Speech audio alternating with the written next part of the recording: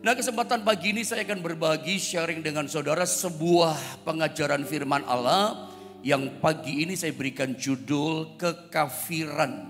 Saya tahu ketika Anda mendengar judul ini tidak nyaman didengar di telinga kita, keras banget judulnya kekafiran.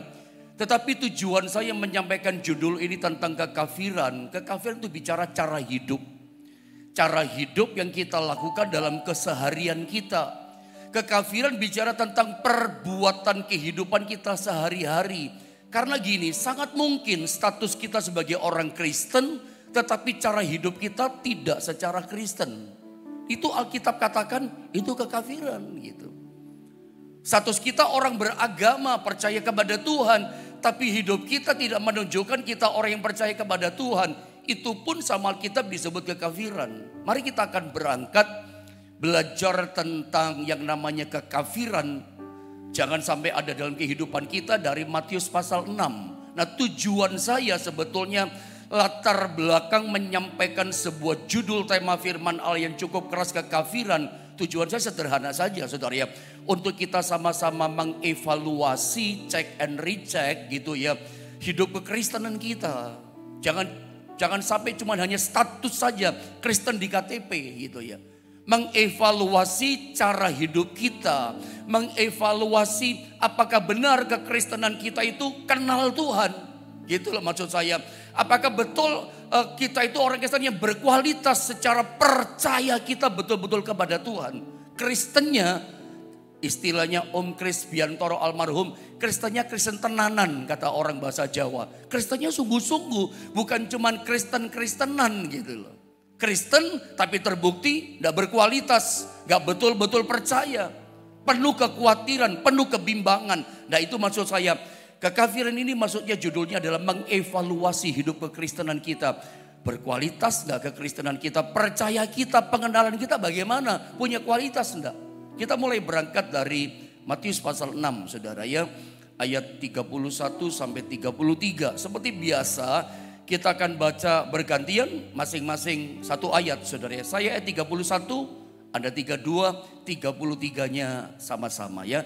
Di rumah ikuti komando instruksi saya, meskipun ini online, baca firman Allah saudara ya. 31 saya baca begini kata firman Allah, sebab itu janganlah kamu khawatir dan berkata apakah yang akan kami makan, apakah yang akan kami minum, apakah yang akan kami pakai. Lanjut terus 32, saudara baca. Semua itu dicari bangsa-bangsa yang tidak mengenal Allah.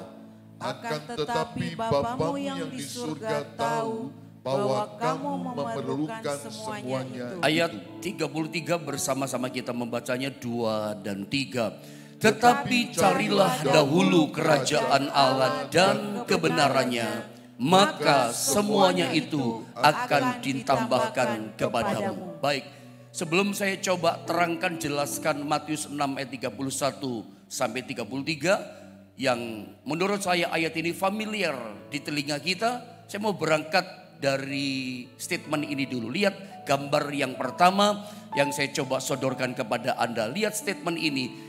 Tanpa kita sadari ya, seringkali kita ini tertipu dengan status kita sebagai orang Kristen. Di KTP kita kan tertera agama Kristen. Sorry kalau saya katakan tanpa kita sadari seringkali di antara kita ini sesungguhnya tertipu dengan status kita sebagai orang Kristen, beragama Kristen. Pertanyaan yang lebih tepat begini, tetapi apakah kita ini hidup kita secara Kristen? Nah itu yang penting menurut saya. Jangan sampai kita tertipu dengan status kita yang tertera di KTP kita agama Kristen. Karena seperti saya katakan dari awal, sangat mungkin gitu ya. Agama kita Kristen, status kita Kristen, tapi ternyata hidup kita nggak secara Kristen. Tahukah saudara bahwa ini yang penting yang saya mau bilang sama saudara. Tuhan itu mengenali setiap pribadi kita lepas pribadi. Itu bukan dari status kita yang Kristen ya. Tuhan itu mengenali kehidupan kita pribadi lepas pribadi bukan dari keagamaan kita. Saya tahu yang namanya agama, orang beragama, apalagi beragama Kristen, itu artinya kan percaya kepada Tuhan dan mengenal Tuhan.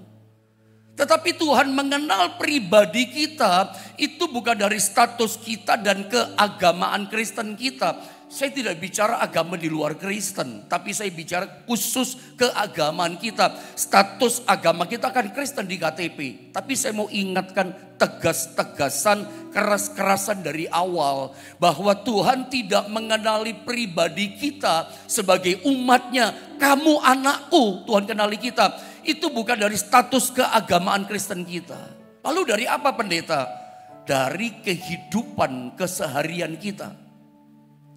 Tuhan itu mengenali kita sebagai anak-anak yang dicintainya. Sebagai umat yang disayang, yang dipilih dan dipanggil oleh Dia. Bukan dari status keagamaan, tapi dari perbuatan. Dari kelakuan kehidupan kita. Setiap hari yang kita lakukan. Tuhan kenal kita sebagai anaknya. Dari perbuatan keseharian kita itu. Bukan dari status yang tertera di KTP. Agama Kristen, bukan itu. Kira-kira apa sih perbedaan ya yang namanya Kristen sama kafir ini? Saya akan tunjukkan saudara dari sebuah ayat dari Galatia pasal 2 ayat 14. Dalam satu peristiwa Rasul Paulus gitu ya, itu menegur keras Rasul Petrus dalam satu pelayanan. Kenapa Paulus menegur keras tegas kepada Rasul Petrus? Sebab Rasul Paulus melihat perbuatan yang dilakukan oleh Rasul Petrus itu di luar kebenaran Injil. Gak cocok gitu loh dengan ajaranmu kamu. Hidupmu, kelakuanmu gak sesuai Injil. Makanya ditegur tegas, ditegur keras sama Paulus. Seperti apa teguran Paulus kepada Rasul Petrus? Lihat ayat ini ya. Ini serius ayat ini. Ada istilah kafir di sini. Galatia 2 ayat 14. Mari perhatikan ayat ini baik-baik. Tetapi waktu kulihat, kata Paulus, bahwa kelakuan mereka itu tidak sesuai dengan kebenaran Injil. Aku berkata kepada Kefas, kepada Simon Petrus si Kefas, di hadapan mereka semua. Kayaknya keras ya tegurannya ini. Menegur Kefas, menegur Petrus di hadapan semua mereka yang kelakuannya di luar Injil. Apa teguran Paulus kepada Rasul Petrus? Perhatikan kata ini. Jika engkau seorang Yahudi hidup secara kafir, kata Paulus kepada Petrus, dan bukan secara Yahudi, bagaimanakah engkau dapat memaksa saudara-saudara yang tidak bersunat untuk hidup secara Yahudi? Ini kan teguran keras. Orang Yahudi tapi hidupnya tidak secara Yahudi. Ini yang Alkitab katakan bagian kalimat di atas. Hidupnya Kefas di luar kebenaran Injil. Ngajari orang ikut hukum Taurat, aturannya firman, tapi hidupnya di luar firman. Ini firman yang berkata bukan saya. Saya cuma menceritakan ini loh teguran keras. Orang Yahudi tapi hidup secara kafir, tidak secara Yahudi. Itu Petrus. Jadi sangat mungkin kalau istilah teguran Paulus saya angkat dan pagi ini saya coba sodorkan di tengah-tengah saudara. Sebetulnya sangat mungkin gitu ya, statusnya Kristen tapi hidupnya tidak secara Kristen. Statusnya orang percaya kepada Tuhan tapi hidupnya tidak menunjukkan hidup sebagai orang percaya pada Tuhan. Tuhan mengenali kita bukan dari status keagamaan kita. Tuhan mengenali pribadi kita sebagai anak umat yang dicintainya. Bukan dari status kita yang kita mengaku kepada banyak orang. Saya ini orang percaya kepada Yesus Kristus. Saya Kristen, pengikut Kristus. Itu mungkin pengakuan kita. Tetapi apakah betul Tuhan mengenali kita sebagai miliknya yang dicintainya? Belum tentu. Kalau hidup kita tidak secara Kristen, hidup kita tidak sebagai orang percaya kepada Tuhan, hanya status keagamaan saja, saya pastikan Tuhan tidak mengenali kita sebagai anaknya. Kristen tapi hidupnya gak secara Kristen, gak kayak Yesus. Patron kita harusnya kan Yesus, hidupnya secara kafir. Saya mengerti Kristen dengan kafir ini istilah yang sangat tajam dan sangat berbeda. Istilah yang apa ya, bertolak belakang paradoks. Kristen dan kafir. Kristen itu pengikut Yesus, ikuti ajarannya Yesus gitu. Kafir itu apa? Coba lihat. Kafir itu ketika saya coba pelajari dalam KBBI, Kamus Besar Bahasa Indonesia. Kafir itu saya temukan artinya adalah orang yang tidak mengenal Tuhan. Kafir itu adalah orang yang tidak percaya kepada Tuhan. Saya ulang ya. Jadi kafir itu dalam Kamus Besar Bahasa Indonesia artinya adalah orang yang tidak mengenal Tuhan. Anda mungkin berkata, loh tapi pendeta, orang beragama itu artinya kan orang yang mengenal Tuhan, percaya pada Tuhan. Ya memang betul, saya setuju. Orang beragama itu orang percaya kepada Tuhan. Kalau orang tidak percaya pada Tuhan, tidak percaya agama, tidak percaya Tuhan, itu disebut kafir. Tapi saya mau bilang sama saudara, seringkali status kita itu agama Kristen. Tapi seringkali hidup yang kita lakukan itu seperti orang gak percaya. Seperti orang gak mengenal kepada Tuhan. Makanya Kristen tapi hidup secara kafir, itu istilah saya. Orang beragama Kristen tapi hidupnya hidup secara kafir. Seperti orang gak percaya pada Tuhan. Nah itulah ayat yang pertama kita baca tadi. Matius 6. 31 sampai 33. Nah, saya baca ulang sekali lagi ayat 31 sampai 32 dulu. Perhatikan. Sebab itu janganlah kamu khawatir, kata Yesus, dan berkata, apakah yang akan kami makan? 1, apakah yang akan kami minum? 2, apakah yang akan kami pakai? Tuhan Yesus berkata, kamu jangan khawatir. Yang kamu makan, yang kamu minum, yang kamu pakai. Makan, minum, pakai. Ini kebutuhan primer. Ini kebutuhan pokok utama setiap kita. Yang penting ada makan, ada minum, ada pakai. Yang kita pakai. Sandang, pangan, papan, saudara ya. Ini kebutuhan yang dikejar semua orang manusia di dunia ini. Termasuk kita butuh itu semua. Tapi lihat, apa kata Yesus? Apa kata firman Allah kepada kita tentang makan, minum, pakai, sandang, pangan, papan ini buat kita? Kebutuhan utama, sebutlah begitu. Apa kata nasihat firman? Lihat ayat 32. Semua itu makan, minum, pakai, kebutuhan utama itu dicari bangsa-bangsa, lihat garis bawah ini, yang tidak mengenal Allah. Kamus Besar Bahasa Indonesia tidak mengenal itu kafir. Nanti kita lihat saudara ya. Akan tetapi Bapamu yang di sorga tahu, ngerti, tahu bahwa kamu, kita semua memerlukan semuanya itu. Bapa di surga tahu. Kita yang percaya pada Tuhan, beragama Kristen, tahu Bapak kita butuh makan, minum, pakai. Itu kebutuhan utama kita. Orang hidup harus terpenuhi makan, minum, pakai. Kalau enggak bisa hidup kita. Bagaimana kita nggak bisa makan, kan nggak bisa hidup. Dan seterusnya. Saya coba bandingkan khususnya ayat 32 dengan teks Alkitab terjemahan lama versinya Bode. Kalau dalam Matius 6:32 versi Lembaga Alkitab Indonesia dikatakan semua itu dicari bangsa-bangsa yang tidak mengenal Allah. Tetapi dalam Alkitab terjemahan lama, ejaan lama dikatakan karena semuanya ini dituntut, diminta oleh orang kafir. Itu ejaan lama. Jadi semua dicari bangsa-bangsa tidak mengenal Allah. Ejaan lama katakan semuanya ini dituntut oleh orang kafir. Jadi ejaan lama menyebut orang yang tidak mengenal Allah itu disebut sebagai orang kafir. Jadi kalau kita melakukan seperti yang dikatakan ayat 32. Kalau kita status kita orang Kristen, kita mengaku berkata kepada banyak orang sekitar kita, saya ini orang Kristen loh statusnya. Di KTP pun memang betul Kristen, sehingga orang tidak ragu. Ya, kita mengatakan saya ini anak Tuhan, saya adalah orang yang percaya kepada Tuhan. Tapi dengar baik. Tapi kalau cara hidup kita setiap hari yang kita lakukan seperti bangsa orang yang tidak mengenal Allah. Cara hidup kita seperti orang kafir yang kita kejar, yang kita buru, makan, minum, pakai. Ya, itu artinya kita tergolong dalam frame termasuk orang tidak mengenal Allah. Sorry saya katakan termasuk orang kafir. Kalau cara hidup kita yang kita kejar, yang kita utamakan makan, minum, pakai, kebutuhan materi, kebutuhan jasmani, lupa sama Tuhan, tinggalkan Tuhan, tinggalkan pelayanan, tinggalkan ibadah. Pokoknya yang penting nomor 1 utama makan, minum, pakai. Tuhan nomor 2, Tuhan tidak penting. Ya itu Kristen hidup secara kafir. Tidak ada bedanya kita orang kafir. Sorry to say, saya katakan mungkin orang di sekitar kita mengenal kita sebagai orang Kristen. Orang taunya kita, lihat kita, wah ini Bapak Yohanes ini Kristen yang taat.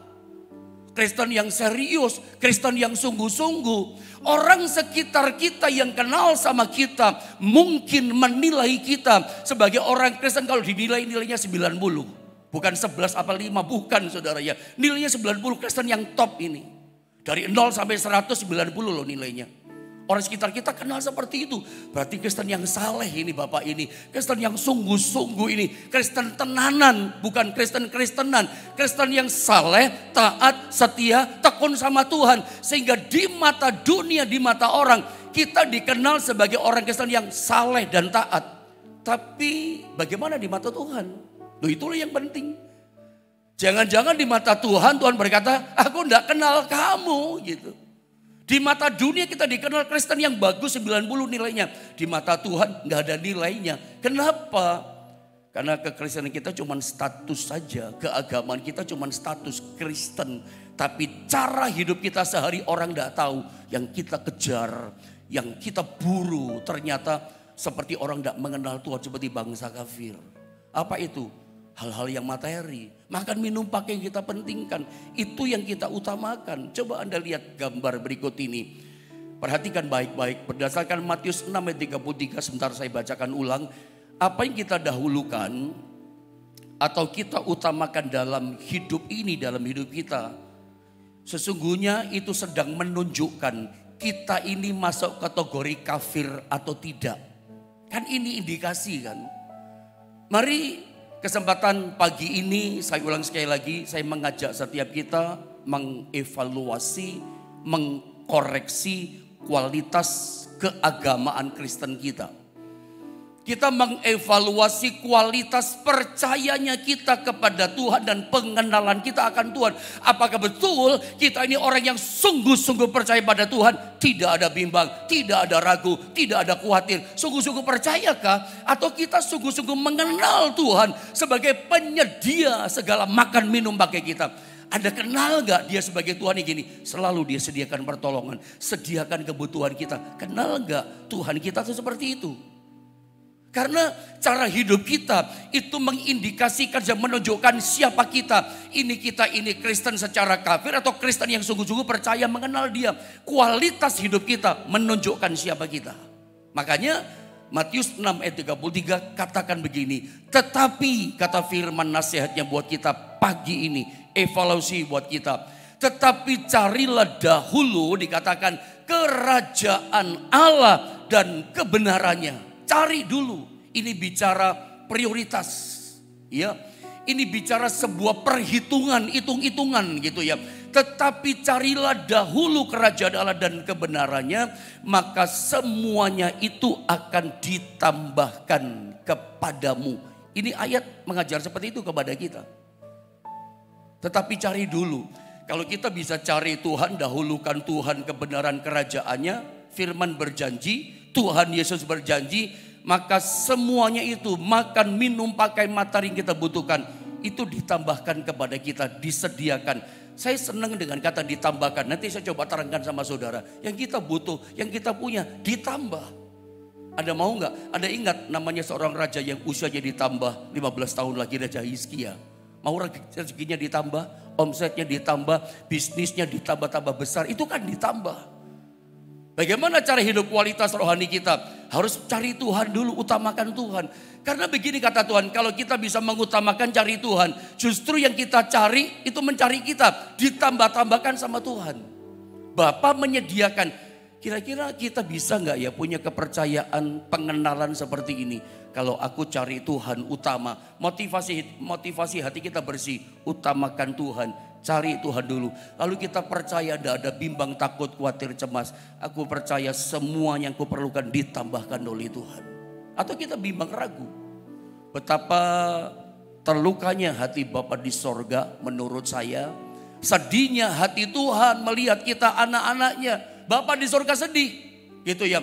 Ternyata kita anak tapi kualitas kita gak sebagai anak. Coba Bapak kita kira bagaimana? Kita itu anaknya umatnya, tapi kita itu anaknya meragukan kemampuan tanggung jawab Bapak pelihara kita. Kita udah sebagai anak yang baik, setia sama Bapak, nurut sama Bapak, selalu memprioritaskan Tuhan sebelum bekerja. Nomor satu pokoknya Tuhan, ada apa-apa bertanya sama Tuhan. Beberapa hari yang lalu saya ajarkan sama saudara, mungkin beberapa minggu yang lalu, bagaimana hidup bergantung sama Tuhan, bergaul sama Tuhan. Sedikit-sedikit tanya sama Tuhan, itu yang saya lakukan. Mau jalan kemana, saya pun ngomong sama Tuhan. Sedikit-sedikit ngomong sama Tuhan. Mau ke Surabaya, mau pelayanan, mau jemput anak. Itu saya ngomong sama Tuhan. Tuhan, saya mau jemput anak ke sekolah, saya mau nganter anak sekolah. Lindungi Tuhan. Saya mau ke Surabaya Tuhan, ketemu sama ini. Sedikit-sedikit saya ngomong, coba praktekkan itu. Utamakan Tuhan, sedikit-sedikit ngomong, bergaul sama Tuhan. Pokoknya prioritasnya Tuhan. Anda lihat saudara ya, betapa sedihnya hati Bapak gitu loh. Kalau kita sebagai anak tapi cara hidup kita gini, tidak percaya Bapak itu mampu bertanggung jawab menambahkan segala kebutuhan kita yang kita perlu. Bapak sediakan. Coba saya kasih contoh misalnya gambar seperti ini. Ini gambar dari anak yang meragukan kemampuan tanggung jawab orang tua yang bisa memelihara mereka. Sampai anak itu jualan tisu. Itu gambar ini sebetulnya bukan anak punya mobil, bukan. Ini anak jualan tisu, jualan rokok, jualan ini itu segala macam. Jualan untuk apa?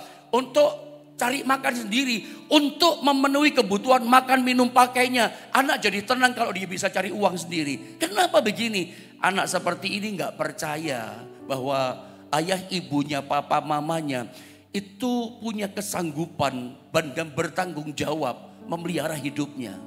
Coba bagaimana hati saudara. Anda punya anak nih, mau anak 1, anak 2, anak 3. Anak saudara meragukan, tidak percaya gitu ya. Bahwa Anda sebagai orang tua itu mampu bertanggung jawab, pelihara mereka, memenuhi segala kebutuhan mereka. Tidak percaya mereka, suka bertanya-tanya gitu.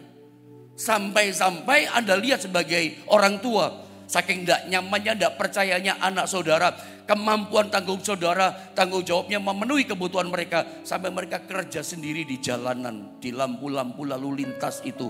Mobil berhenti, mereka menawarkan tisu pak, ini pak, minuman pak. Kenapa mereka kerja? Mereka cari rasa tenang. Karena mereka tidak percaya orang tuanya sanggup kasih makan dia. Orang tuanya bisa tanggung jawab kasih minum dia.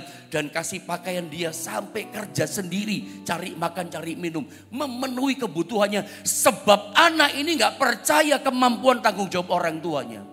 Kalau Anda orang tua punya anak begini kira bagaimana? Terluka ada hati? Terluka lah. Sedih gak? Ya sangat sedih lah. Kau punya anak begini. Kau gak percaya aku papamu bisa sediakan kebutuhanmu? Oh kalau saya bukan cuma terluka, marah saya sama anak saya kalau begitu. Tugas utama anak, kamu sekolah. Tugas utamamu adalah belajar sampai selesai. Masih umur kecil kok, sekolah saja. Papa nanti yang bayar sekolahmu. Papa yang penuhi kebutuhan makanmu, minummu, uang jajanmu. Percaya sama papa. Papa bertanggung jawab sama kamu. Sebab kamu anaknya papa sama mama.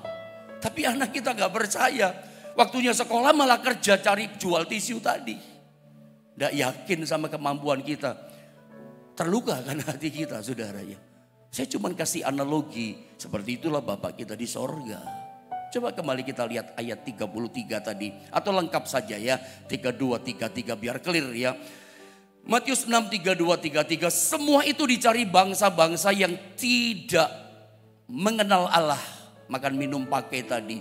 Akan tetapi Bapamu yang di surga tahu bahwa kamu memerlukan semuanya itu. Seperti kita bapak sama mama tahu keperluan anak-anak kita. Anak kita butuh makan, minum, pakai. Tugas utamanya belajar. Tugas utama kita apa? Percaya sama Tuhan. Tugas utama kita apa? Mengenal pribadi Tuhan dengan benar. Sampai utuh, sampai dalam. Kenal pribadi dia. Bapak itu penyedia, Bapak itu penolong, Bapak itu pemulih, Bapak itu penyembuh. Tugas utama kita pokoknya percaya saja. Ya, Bapak tahu yang kita butuhkan. Lihat ayat 33 sampai mengajar begini. Tetapi carilah dahulu kerajaan Allah dan kebenarannya. Maka semuanya itu akan ditambahkan kepadamu. Tadi saya sempat katakan kita senang. Saya pun pribadi senang kata maka semuanya itu akan ditambahkan kepadamu. Senang dengan kata ditambahkan saya. Seperti Hizkia harusnya mati, ditambahkan 15 tahun lagi. Karena dia berdoa percaya kepada Tuhan. Tetap datang berkomunikasi kepada Tuhan dan seterusnya. Anda mau gak hidup saudara yang Anda butuhkan tahun 2024 ditambah-tambahkan lebih daripada 2023 kemarin. Bisnis saudara, ekonomi saudara, income pemasukan omset saudara itu ditambahkan. Caranya bagaimana pendeta? Cara hidup kita diperbaiki kualitasnya, kekristenan kita. Jangan cuma Kristen status tapi cara hidup gak secara Kristen. Kalau hidup kita yang kita kejar makan minum pakai kita buruh. Lalu kita tinggalkan Tuhan. Gak penting cari Tuhan. Yaitu sedang menunjukkan indikasi hidup kita. Orang gak mengenal Allah, gak percaya pada Tuhan alias kafir. Secara kafir hidup keseharian kita. Lihat. Ayat 33, carilah dahulu kerajaan Allah dan kebenarannya. Ini bicara prioritas. Selalu saya ajarkan ayat 33, ini prioritas menghasilkan fasilitas yang kita butuhkan akan ditambahkan sama kita. Ditambahkan itu di luar pemikiran kita. Seperti ada satu ayat yang mengatakan 1 Korintus 2 ayat 9. Dikatakan begini. Tetapi seperti ada tertulis, kata firman Allah, apa yang tidak pernah dilihat oleh mata. Kita gak pernah lihat tuh, Tuhan tambahkan. Dan yang tidak pernah didengar telinga, Tuhan tambahkan. Dan yang tidak pernah timbul di hati manusia, gak pernah ngarap timbul di hati kita. Tuhan kasih, disediakan, ditambahkan sama kita. Semua yang disediakan Allah kepada siapa? Untuk siapa? Untuk mereka yang mengasihi Dia, itu Dia. Jadi kalau kita mau ditambahkan sesuatu dari Tuhan yang kita gak pernah sangka-sangka. Ya, gak pernah kita lihat, gak pernah kita dengar, gak pernah timbul di hati kita, gak pernah ada di pikiran kita. Disediakan sama Tuhan, ditambahkan sama Tuhan. Tapi ingat catatan kalimat terakhir. Itu disediakan, ditambahkan kepada siapa? Nomor 1 ini.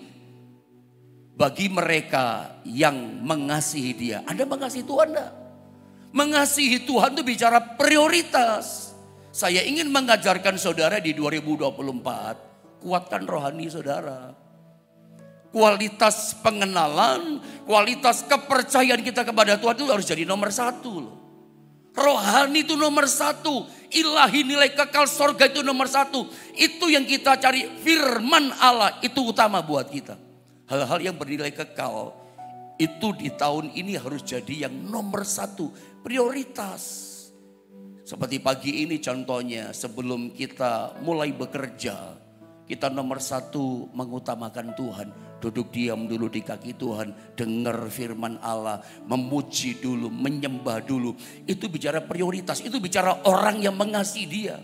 Itu bicara hidup sebagai orang percaya. Jangan cuma status percaya, hidupnya bukan sebagai orang percaya. Kita cuma berkata, saya kenal kok Tuhan saya, Tuhan Yesus.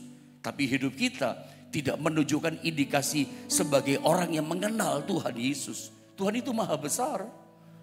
Dia sanggup memenuhi segala keperluan kita. Saya coba tunjukkan lagi prioritas menghasilkan fasilitas. Amsal 8, 17, 18 mengatakan yang sama.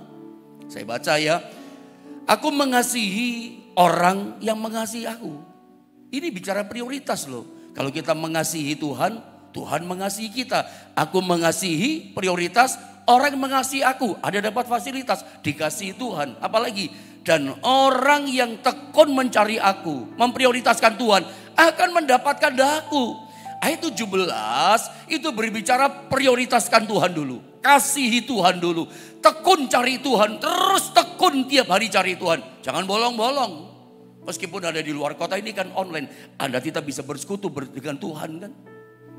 Kalau Anda bisa memprioritaskan, menomorsatukan Tuhan, mendahulukan Tuhan dalam hidup kita. Apa yang terjadi? 18-nya jelas dikatakan kekayaan dan kehormatan ada padaku. Juga harta yang tetap dan keadilan dan seterusnya. Kalau bicara materi Tuhan sediakan ditambahkan. Yang tidak pernah kita lihat, tidak pernah timbul di hati, tidak pernah kita dengar. Ditambahkan kekayaan, kehormatan ada padaku. Dikasih sama Tuhan. Tapi ini kan nomor 2 18. Nomor 1-nya rohani dulu kan. Tuhan dulu yang dicari. Hiduplah secara Kristen. Artinya apa? Seperti orang percaya kepada Tuhan bagaimana sih? Seorang mengenal kepada Tuhan bagaimana sih hidupnya? Yang dia carikan Tuhan. Satu contoh yang terakhir buat kita, Anda lihat gambar ini kisah tentang Elia di tepi sungai Kerit. Kisah sesungguhnya ada dalam 1 Raja-Raja pasal 17 ayat 1 sampai 6. Gak usah dibaca, kita udah hafal cerita ini.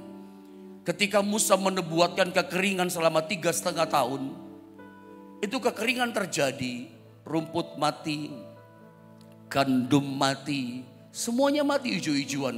Lalu diikuti binatang-binatang pada mati karena kekeringan itu selama 3,5 tahun kering kerontang. Tapi lihat, sungai-sungai pun mulai kering. Tapi lihat apakah Elia kekurangan? Enggak. Karena dia orang yang mendahulukan Tuhan. Yang lain sudah tinggalkan Tuhan, Elia tetap percaya kepada Tuhan. Elia disuruh ke sungai Kerit. Kamu minum, kata tuntunan firman Allah dari sungai Kerit itu. Dan pagi dan sore aku perintahkan burung gagak datang di sungai Kerit. Kasih makan kamu. Dan terbukti burung gagak itu datang. Kasih roti, kasih daging sama Elia. Dan Elia gak pernah bertanya, Tuhan ini burung gagaknya siapa? Ya, Elia gak pernah tanya, ini siapa yang latih burung gagak kok bisa bawa roti, bawa daging. Lagian saudara ya, dari mana itu roti burung gagak? Tepungnya ndak ada. Dari mana tepung gandum? Gandumnya udah mati. Sebutlah Elia di sungai Kerit itu kurang lebih 18 bulan, 1,5 tahun. Ada bayangkan kalau musim kering, musim panas itu sampai 1,5 tahun. Semuanya mati saudara. Tidak ada gandumnya, tepungnya, bahan roti tidak ada. Rotinya dari mana? Tuhan yang menambahkan, Tuhan yang menyediakan. Dia Yehova Jireh, Allah yang mengadakan. Kemarin minggu saya katakan Allah itu disebut dengan istilah I am that I am. Aku adalah aku. Bahasa Ibraninya apa? Haya, sang ada, maha ada, the existing one. Allah yang selalu eksis, Allah yang selalu ada. Karena dia ada, dia sanggup mengadakan kita butuhkan. Untuk apa dia ada? Menolong, memberikan belas kasihan, dan membereskan masalah kita yang belum beres. Dia ada. Untuk hidup Elia dia ada. Dia akan selalu ada untuk orang-orang yang memprioritaskan mengasihi Tuhan. Mari evaluasi hidup kita, kekristenan, keagamaan kita. Apakah hidup kita secara Kristen betul-betul percaya kepada Tuhan? Tidak ada bimbang, tidak ada ragu. Termasuk pagi ini, masalahmu belum beres barangkali. Termasuk pagi ini mungkin sedang mengalami penurunan, kemerosotan dalam kehidupan saudara. Imankah, rohanikah, atau kebutuhan makan, minum, pakai, ekonomi, keuangan, pekerjaan. Sedang merosot pak jobnya pak. Masih percayakah sama Tuhan? Karena cara hidup kita yang gak secara Kristen betul-betul mengutamakan Tuhan. Itu mengindikasikan kita itu ya seperti orang gak mengenal Tuhan, kafir istilah Alkitab. Terlalu keras istilahnya. Tapi jangan sampai ini terkena kepada kita kan sebetulnya. Sama dengan kisah berikutnya Elia dan janda di Sarfat di Sidon. Sungai Kerit ketika tidak ada airnya, Tuhan suruh pergi kamu ke Sidon. Ke janda Sarfat. Singkat kata, begitu nyampe di sana saudara ya. Punya segenggam tepung, lalu minyak cuma sedikit dalam buli-buli. Elia berkata apa? Tuhan berfirman, buatkan dulu untuk aku. Nanti dia Yehova Jireh mengadakan kebutuhanmu. Dan wanita ini, janda ini dan anaknya yang satu memprioritaskan pesan Tuhan. Dia buatkan untuk Elia dulu hambanya. Apa yang terjadi? Dia balik lagi ke tempatnya tepung saudara ya. Buli-buli itu masih ada tepungnya. Ada lagi maksud saya. Buli-buli minyak ada lagi saudara ya. Tepung di tempayan ada lagi. Dia balik buatin anaknya ada lagi. Saya yakin si janda Sarfat di Sidon ini. Dia mulai meneteskan air mata. Dia langsung mengalami konstan. Allah yang ada mengadakan segala kebutuhan dia. Kenapa? Memprioritaskan Tuhan. Mari terakhir saya mau katakan evaluasi, check and recheck kualitas kekristenan kita. Jangan sampai kita Kristen tapi hidup kita nggak secara Kristen, nggak sungguh-sungguh percaya, nggak sungguh-sungguh kenal siapa Tuhan kita. Saya berharap lewat apa yang saya sampaikan sama saudara, kita semakin mengenal dan percaya siapa Tuhan kita. Dia Jehovah Jireh yang sanggup mengadakan semua yang kita butuhkan di sepanjang tahun 2024 ini. Dia ada di masa lalu kita, di masa sekarang, masa depan. Jehovah Jireh sama, dia menyediakan makan, minum, pakai kita. Hiduplah dengan cara benar, bukan cara kekafiran. Cara seperti orang mengenal kepada Tuhan. Ya, mari kita sama-sama berdoa.